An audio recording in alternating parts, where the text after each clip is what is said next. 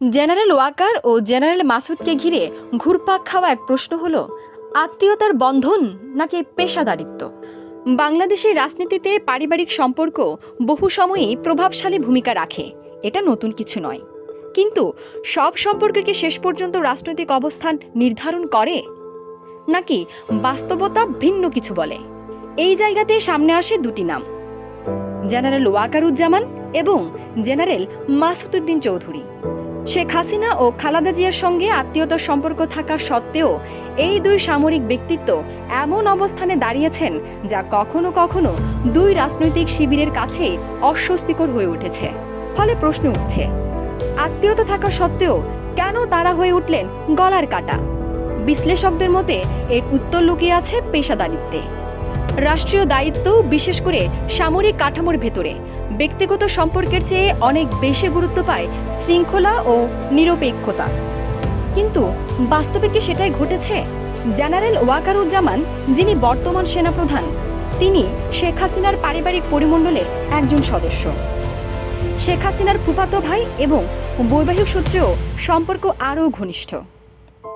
দীর্ঘ সময় তিনি প্রধানমন্ত্রীর কার্যালয়ের সশস্ত্র বাহিনী বিভাগে কাজ করেছেন, যা তাদের সম্পর্ক নিয়ে জনমনে স্বাভাবিকভাবেই কৌতূহল তৈরি করে। কিন্তু 2024 সালের 5 আগস্টের উত্তাল রাজনৈতিক মুহূর্তে কি ঘটেছিল? ছাত্র জনতার আন্দোলন যখন চূড়ান্ত পর্যায়ে, তখন কি তিনি আত্মীয়তার দিকে ঝুঁকেছিলেন নাকি দায়িত্বের দিকে? জানা যায়, তিনি রক্তক্ষয় এড়াতে কঠোর বল প্রয়োগ থেকে বিরত থাকেন এবং বাস্তব পরিস্থিতি বিবেচনায় শেখ হাসিনাকে পদত্যাগের পথ বেছে নিতে পরামর্শ দেন।